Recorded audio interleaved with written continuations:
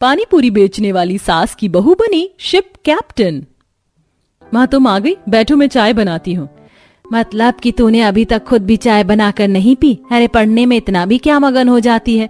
और तेरे 12वीं के इम्तिहान तो हो गए हैं, अब क्या पढ़ रही है? माँ तुम्हें मेरा ख्वाब का तो पता ही है। मेरा एक अरमान है, मैं जल सेना में जाना चाहती हूँ, उसकी परीक्षा देने की तैयारी कर रही हूँ। देख पूनम, तू तो खुद देख रही तेरी गरीब माँ लोगों के मैले कपड़े धोकर तेरा और अपना पेट भरवा रही है। तू ये ख्वाब देखना छोड़ दे। तू बस मेरी मिट्टी उठने से पहले अपना घर बसा ले। मैं हाथ जोड़कर विनती करती हूँ तेरे आगे। पर माँ बेचारी पूनम मजबूरी में आकर शादी के लिए रजामंदी दे देती है। गोमती पंडित जी के पास आती है। नमस्कार पंडित जी, मेरी बेटी पूनम के खातिर रिश्ता बताइए, उसकी शादी करवानी है। ठीक है गोमती बहन, बताता हूँ। अभी मैं जरा जल्दी में हूँ, दूसरे गांव में लगन करवाने जाना है। पंडित जी अपनी पोटली लेके विशाल नदी के पार आ जाते हैं, जहाँ नुक्कड़ पर बूढ़ी रेवती पानी पूरी का ठेला लगाए खड़ी थी। पानी पूरी खा लो, आ जाइए 10 रुपए के 5 पानी पूरी खाइए। जयराम जी की पंडित जी, बड़े दिनों के बाद आना हुआ।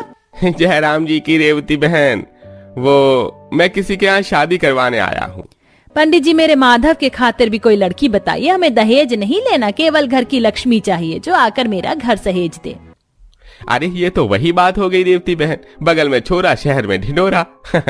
मेरे गांव में है एक लड़की, बड़ी संस्कारी और सुलझी हुई है, मैं बात चलाता हूँ। पंडित जी दोनों परिवार में रिश्ता करवाते हैं। पूनम अपने ख्वाब को पीछे छोड़कर टूटे मन से शादी कर लेती है और नाव में विदा होकर नदी के पार ससुराल आ जाती है। आओ पूनम बहू, इस छोटे से संसार में तुम्हारा स्वागत है। धन्यवाद माँ जी। कंचन जा बेटी, भाभी को कमरे में ले जा। जी माँ, चलो भाभी। देखते देखते लगभग 1 सप्ताह हो जाता है।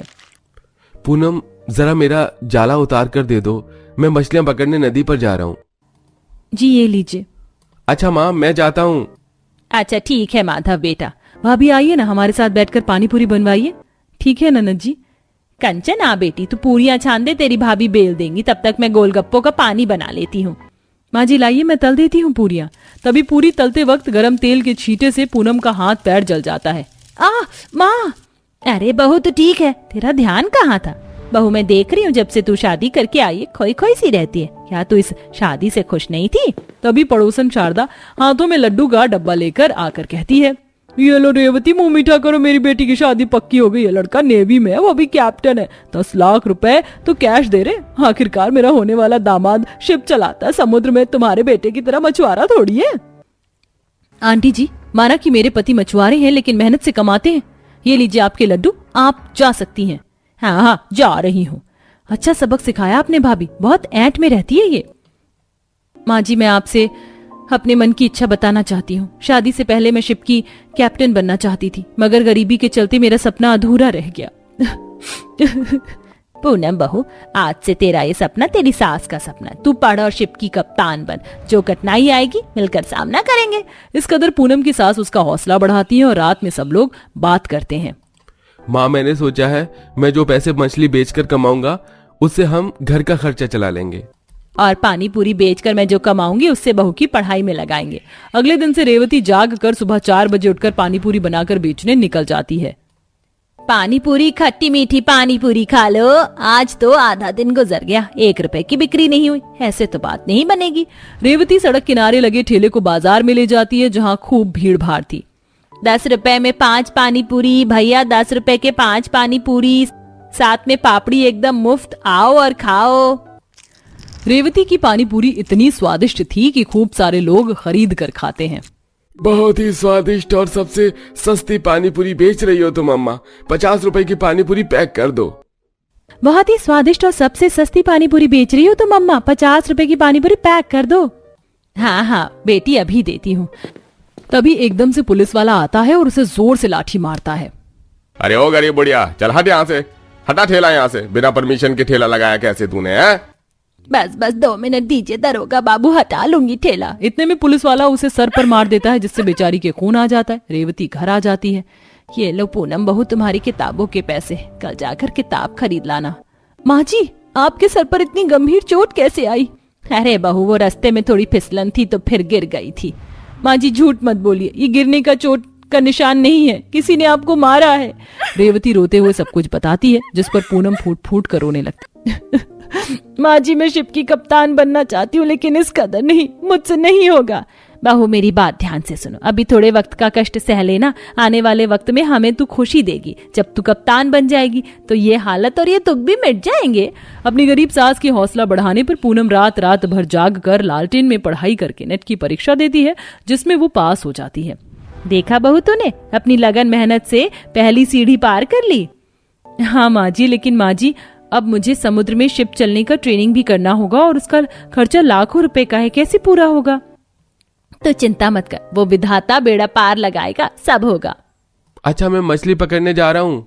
माधव जी जरा रुकिए, मैं भी आपके साथ चलती हूँ, कपड़े धोने हैं। कुछ देर में पूनम माधव के साथ नदी किनारे आ जाती है, जो कि एक बड़े समुद्र को भी जोड़ती थी। माधव जी, ये आवाज कहाँ से आ रही, जैसे कोई शिप चल रहा है?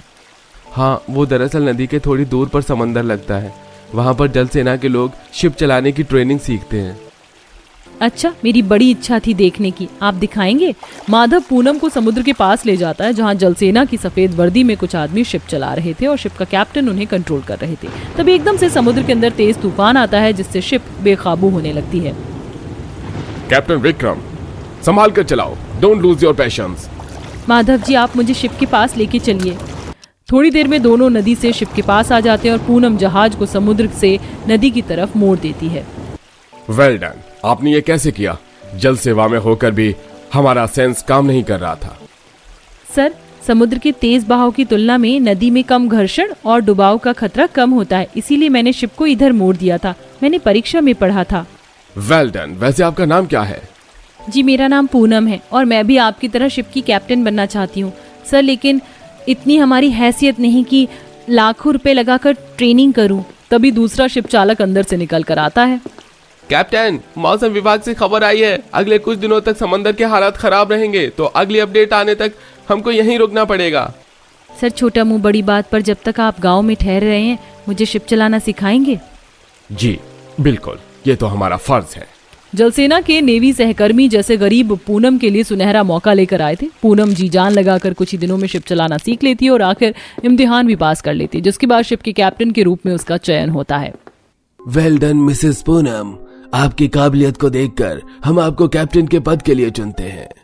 Thank you so much sir, thank you so much, it's means a lot. Poonam आंखों में आंसू लिए अपने घर लौटकर एक खुशखबरी सबको सुनाती है और वो दिन भी आ जाता है जब पूनम सफेद वर्दी पहनती है। उसके कंधों पर सितारे चमचमाते हैं। देखकर डबडबाई आंखों से सास विदा करती है।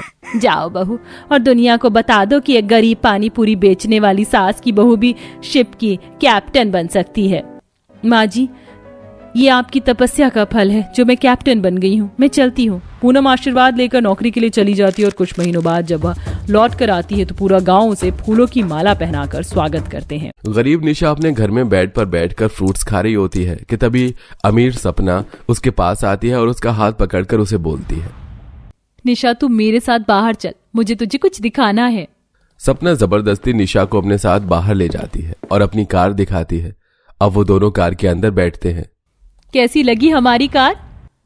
बहुत अच्छी है। मेरे पापा भी कह रहे थे कि बहुत जल्द हमारे भी घर में एक कार आ जाएगी। अच्छा, अब मैं चलती हूँ। इतना बोलकर निशा जैसे ही कार से बाहर आती है तो देखती है कि उसके पिता साइकिल पर बैठकर आ रहे होते हैं और घर चले जाते हैं। वो भी अपने घर जाती है और अपने माता पिता से कहती है, पापा, हम इतने गरीब क्यों हैं? क्या हम कभी कार नहीं देख पाएंगे? आपको पता है मेरी दोस्त सपना, उसके पापा एक कार लेकर आए हैं। ऐसा नहीं है बेटी, तू नहीं जानती कि तेरा रिश्ता कितने अच्छे घर में तय करके आया हूँ। वहां तेरे सारे सपने पूरे होंगे। अपने पिता की यह बात सुनकर निशा शांत हो जाती है और बहुत जल्द निशा की शादी राजीव नाम के लड़के से होती है और शादी वाले दिन राजीव शानदार गाड़ियों के साथ बारात लेकर आता है। देखिए, घर के बाहर 7-8 बड़ी बड़ी कार खड़ी हैं। लड़के वाले तो काफी अमीर लग रहे हैं।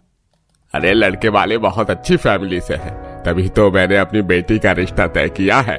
हमारी बेटी को कार का बहुत शौक है ना, अब वो यहाँ कार से ही आया जाया करेगी। सच में भैया, मुझे तो देखकर लग रहा है कि तुमने अपनी बेटी की शादी कार से भरे ससुराल में कर दी है। भला साधारण परिवार में इतनी सारी गाड़ियां थोड़ी ना होती हैं। मेहमानों की बातें सुनकर निशा के पिता को अपनी पसंद पर गर्व होता है। कुछ ही देर में निशा शादी करके कार में बैठकर अपने ससुराल पहुंच जाती है तो घर के बाहर 3-4 शानदार गाड़ी देखती है। घर के बाहर भी 3-4 ऑडी फरारी जैसी कार ऐसे ही रखी हुई हैं। ये सब क्या हमारी हैं? बहू, हमारे घर के बाहर गाड़ी खड़ी है तो हमारी ही होगी ना। मेरे तो बल्ले बल्ले हो गई, कार से भरे ससुराल में जो आ गई। अब तो रोज नई नई गाड़ी लेकर मार्केट जाया करूंगी और सभी को शो ऑफ करके दिखाऊंगी कि अब मेरे पास भी 1-2 नहीं बल्कि 7-8 कार हैं। निशा अपने ससुराल में इतनी सारी कार देखकर बहुत खुश होती है और अगले दिन अपने पति के साथ वो फरारी में बैठकर एक रेस्टोरेंट में जाती है जो कि उनके घर के पीछे ही था। अरे ये रेस्टोरेंट तो हमारे घर के पीछे ही निकला, फिर भी हम यहाँ तक फरारी से आए हैं। निशा, हम घर से भी बाहर निकलते हैं तो कार में बैठकर ही। आदत डाल लो अब तो हर समय गाड़ी में घूमने की। और तुम्हें नहीं पता, मुझे और पापा को हर तरह की कार रखने का शौक है। हमारे घर में फॉर्च्यूनर, BMW और फरारी जैसी गाड़ियां हैं। क्या आपको भी कार का शौक है? मुझे भी कार का बहुत शौक है। आप मुझे भी कार चलानी सिखा दो ना। हाँ, क्यों नहीं। मैं कल में ही तुम्हें कार चलानी सिखा दूंगा। निशा के साथ रेस्टोरेंट में खाना खाकर वो लोग घर जाते हैं और अगले ही दिन से राजीव अपनी बीवी को कार सिखाने के लिए हाईवे पर लेकर जाता है। तुमने इंग्लिश में ABC तो पढ़ी होगी, आज मैं तुम्हें सिखाता हूँ कार की ABC। देखो, A फॉर एक्सीलरेटर और B फॉर ब्रेक और ये है C फॉर क्लच। एक्सीलरेटर दबाओगी तो गाड़ी आगे जाएगी, ब्रेक जब गाड़ी रोकनी हो और क्लच जब गाड़ी का गियर बदलना हो। अब तुम आराम से कार चलाओ, मैं तुम्हारे साथ बैठा हूं। देखना, 1 हफ्ते में ही तुम कार चलानी सीख जाओगी। इस तरह अब हर रोज सुबह शाम राजीव निशा को कार चलानी सिखाता है। तो वहीं पूरे दिन वो अपने पिता के साथ अपने छोटे से रेस्टोरेंट में जाकर काम करता है। वहीं घर में रखी अलग अलग गाड़ियां लेकर निशा घूमती है और आज वो अपने घर गई थी। माँ, पापा देखो, मैं आज अपनी बड़ी सी गाड़ी में आई हूँ। पता है वहाँ 8 गाड़ियां हैं और सब एक से बढ़कर एक हैं। चलो अच्छा है, मेरी बेटी खुश है। अपने माता पिता से बात करके निशा सपना के पास जाती है और अपनी गाड़ी दिखाती है, जिसे देख वो भी खुश होती है। अब अगले दिन जब निशा का मोमोज खाने का मन होता है तो वो गली के नुक्कड़ वाली शॉप पर ऑडी कार में जाती है, जहां वो अपनी कार पर बैठकर ही मोमोज खाती है और उसे देख लोग बातें बनाते हैं। ऐसे ही कुछ दिन बीतते हैं और घर आते ही सुरेश पूरे परिवार से कहता है, मेरी बहू को भी मेरी और राजीव की तरह कार का बहुत शौक है, इसलिए सोच रहा हूँ कि मैं अपनी बहू के लिए इस बार एक किश्तों में BMW 7 सीरीज कार निकलवा लूं। बहू तुम्हें पसंद है ना? वो पता है वो पूरे 2 करोड़ की है। बहू को कर्ज लेकर एक कार गिफ्ट करना जरूरी है क्या? बहू घर में इतनी सारी गाड़ी रखी है, इनमें से ही कोई ले लेना। माँ तुम चुप करो, ऐसा तो है नहीं कि हम पहली बार किस्तों पर गाड़ी ले रहे हैं। हमारे घर में जितनी भी गाड़ियां रखी हैं वो तो हमने लोन के द्वारा ही ली है ना, और चुका रहे हैं ना हम सब कुछ। हम क्या कमाते नहीं हैं? हमारा खुद का रेस्तरां है जो कि खासा चल रहा है। डरो मत माँ। कोई भी आशा की बात नहीं मानता और 2 दिन के अंदर अंदर सुरेश और राजीव मिलकर निशा के लिए BMW और फाइनेंस करवा लेते हैं। और जब घर में कार आती है तो शो ऑफ करने के लिए निशा अपनी दोस्त से मिलने उसके घर जाती है। ये देख सपना, तेरे पापा सिर्फ एक छोटी सी मारुति लेकर आए और मेरे पति और ससुर ने मुझे BMW कार गिफ्ट करी है। मानना पड़ेगा, तेरी तो किस्मत बदल गई शादी के बाद। वैसे मैं पार्लर जा रही थी, क्या मैं और तू तेरी कार में बैठकर पार्लर चले? हाँ क्यों नहीं, इसी बहाने तुझे भी BMW कार में बैठने का मौका मिल जाएगा। निशा सपना को अपनी कार में बिठाकर घुमाती है और दोनों दोस्त पार्लर जाकर थोड़ा टचअप करवाकर घर आते हैं। इसी तरह कुछ दिन बीत जाते हैं और अब न सिर्फ सुरेश और राजीव बल्कि निशा भी अपने पति और ससुर की तरह हर जगह कार से जाती है। ऐसे ही एक दिन, बहू सब्जियां खत्म हो गई, आज हम दोनों सास बहू बाहर चलकर थोड़ी सब्जियां ले आते हैं। हाँ माँ जी क्यों नहीं, रुकिए मैं अभी राजीव से उनकी गाड़ी की चाबी लेकर आती हूँ, फिर हम दोनों कार से चलेंगे। मेरी BMW तो सर्विस सेंटर में गई है मॉडिफाई होने। बहू 4 कदम की दूरी पर बाजार लगता है और उसमें भी तुझे कार लेकर जाना है। तू रहने दे, मैं खुद सब्जियां ले आऊंगी। इतना बोलकर आशा खुद सब्जी लेने के लिए बाजार जाती है, पर निशा भी दिखावा करने के लिए कार लेकर बाजार पहुंच जाती है और अपनी सास के सामने कार रोककर अपनी सास से कहती है, माँ जी आपने तो बहुत सारी सब्जी ले ली है, आप थक जाओगी, आओ कार में बैठ जाओ। क्योंकि आशा बाजार में थी इसलिए वो अपनी बहू को कुछ बोल नहीं पाती और चुपचाप कार में बैठ जाती है। अब जैसे ही दोनों सास बहू घर पहुंचती हैं, वैसे ही घर के फोन पर कर्जदारों का फोन आने लगता है। हेलो मैडम, मैं बैंक से बात कर रहा हूँ।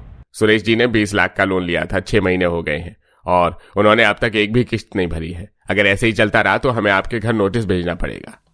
भैया आप मुझे सिर्फ 10 दिन का टाइम दीजिए, मेरे पति अभी शहर से बाहर गए हैं, वो जैसे ही आते हैं मैं आपका 6 महीने तक का किस्त एक साथ भर दूंगी। क्या हुआ माँ जी, किसका फोन है? किसका फोन हो सकता है बहू, इस घर में कर्जदारों का ही फोन आता है। इन लोगों ने 50 लाख से ऊपर का कर्ज ले रखा है और भरने का नाम ही नहीं लेते। इसीलिए कह रही थी कि तुम गाड़ी मत लो, पर तुम भी इन्हीं की तरह निकली। निशा इस बात से अनजान थी, इसलिए जैसे ही रात को राजीव घर आता है निशा इस बारे में राजीव से बात करती है। अरे तुम क्यों डर रही हो, कर्जदार तुम्हें परेशान नहीं करेंगे और ये सब तो हमारी आदत हो गई है झेलने की। और वैसा भी किसी बड़े बुजुर्ग ने कहा है, जिस मर्द पर कर्ज नहीं हो वो मर्द कैसा। राजीव की बात सुन निशा आगे कुछ नहीं बोलती। समय यूं ही बीतता है और अब न सिर्फ कर्जदारों के फोन आते हैं बल्कि कर्जदार घर आने लगते हैं। अरे राजीव बेटा, 5 साल हो गए, 10 लाख का कर्ज लिया था तुमने, 1 रुपया तक नहीं दिया और घर में 10 गाड़ियां रखी हुई हैं। ये नहीं कि पहले कर्जदारों का कर्ज चुकाऊं। शिव इतना कह रहा होता है कि घर के बाहर से बैंक वालों की आवाज आती है और सब बाहर आते हैं। राजेश जी, ये लीजिए नोटिस बैंक की तरफ से। अगर 10 दिन में आपने अपना सारा कर्ज नहीं चुकाया तो बैंक आपका ये घर जब्त कर लेगा। बैंक वाला और शिव जैसे ही तकाजा करके जाते हैं वैसे ही कार लोन वाले उनके घर आ जाते हैं और उनकी BMW और फॉर्च्यूनर जैसी गाड़ियां क्रेन से अपने साथ ले जाने लगते हैं। अरे ये आप लोग क्या कर रहे हैं? माँ जी देखिए ना, ये हमारी गाड़ी उठा कर ले जा रहे हैं।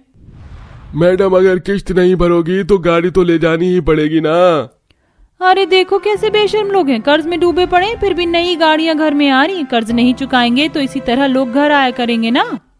पड़ोसी की बातें सुन निशा और उसके पूरे परिवार को बहुत बुरा लगता है और शाम को आशा अपने पति और बेटे से कहती है, देखा जी, अब भी मौका है, पुरानी गाड़ी बेच दीजिए और घर गिरवी रखकर जितना भी कर्ज है सब चुका दीजिए। फिर हमारा एक कर्ज रह जाएगा घर का और हम सब काम करके धीरे धीरे अपने घर का भी कर्जा चुका लेंगे। अब यही हमारे पास आखिरी रास्ता बचा है। अगर हमने ऐसा नहीं किया तो हम कहीं के नहीं रहेंगे और मुझे डर है कहीं हमसे हमारा रेस्टोरेंट भी ना छिन जाए।